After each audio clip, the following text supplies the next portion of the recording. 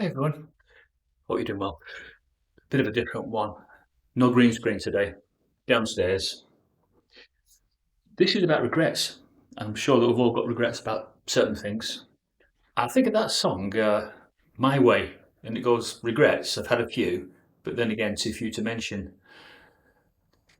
I don't understand the wording of that, except I would believe that that is a person has a multitude of regrets, and he's got so many regrets that it's not even worth mentioning them because he wouldn't know where to start. You know, how do you grade? How do you grade those regrets in order of seriousness? Now, I'm thinking about regrets in my life now. I'm in my 60s now. I've lived in Australia. I've done some surfing.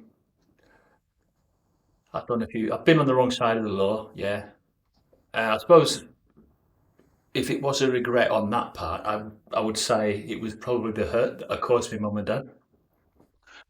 I got in with the wrong crowd in Australia, and I nicked a 50-foot yacht in the Pittwater, which is like on the peninsula from sort of Manly to Palm Beach. And the three of us, we just took this 50-foot yacht out. And we had this yacht for about a month and we stashed it in a secret cove. And the police and the Coast Guard, they didn't find it for absolutely ages. So, regrets wise, is the hurt that I caused my mum and dad during the fact that I had to go to court. Naughty, naughty boy I was. Just got in with the wrong crowd. But I did have a change of heart when they wanted to go out and nick a Ford F100. And I said, no, I'm not doing it. I think we've had a bit of fun with the yacht. I think we better knock it on the head. And because I wasn't caught when they went out on the rampage again stealing, I got off in court. In fact, the judge said, although you're the oldest, Martin, and you were easily led on this particular occasion, what had put you in good stead is the fact that you didn't come out with your colleagues and we never caught you, although we know that you were involved with the stealing of the yacht and taking the yacht out. We could see that you had a change of heart and you were sorry for what you had done, and we're not going to bring any punishment against you. So he virtually said, the judge, I'm letting you off scot free. And I was lucky. But the regret that I had of that experience was causing the pain to my mum and dad. Seeing that pain in their eyes, looking at my father and thinking, he's probably not happy with me now. Okay, he was happy with me when he was coming to watch me surfing and taking photographs of me when I was in the football team, in the soccer team in Sydney. And he was very proud that I was the top goal scorer for 2 or 3 years in a row. And I could see that he was proud of me. But that day, when I came back from my court appearance,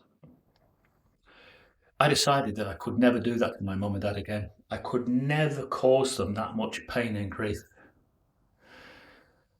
Now I think about that and I apply that, I suppose, in a spiritual sense to, do we do that with the Heavenly Father?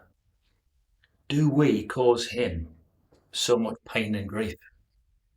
And I'm sure that I probably have caused the Heavenly Father pain and grief with, 1 minute being right up there, pioneering, doing what is required, and believing that what you're doing is the right thing, and getting a lot of satisfaction from it at the time, and having all that association with like minded individuals.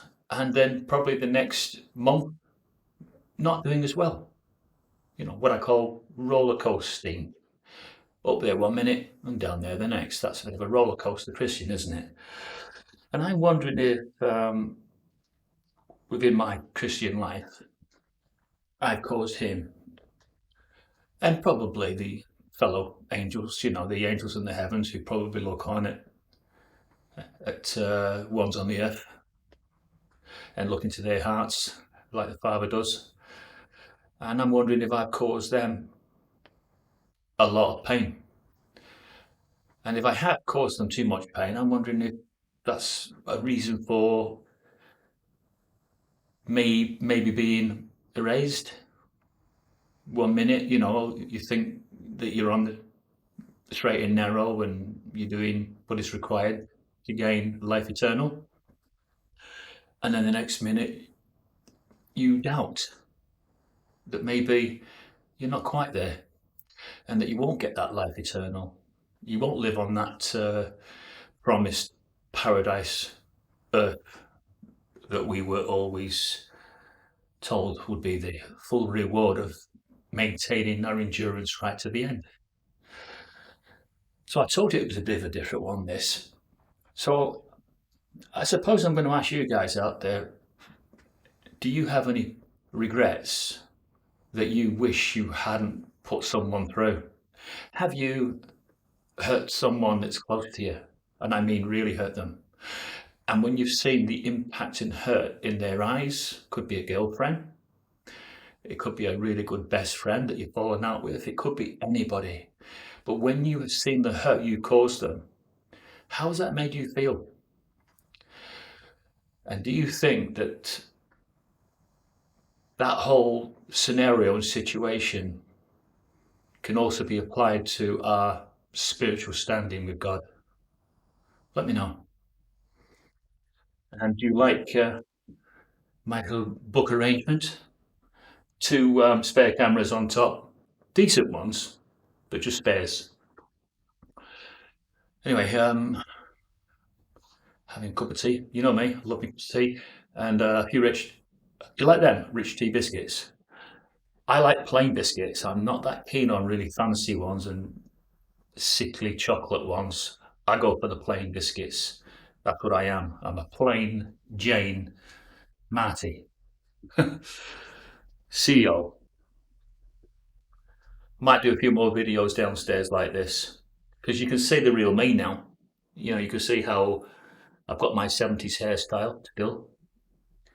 And yeah, my hair is getting, well, it's a reflection of my age. Let's just say that, a reflection of my age. So I'll see you all again. Take it easy, everybody. Don't get too depressed about anything. And if you can put your problems right, if there's something that you can put right now, do it sooner rather than later. See y'all. Bye bye.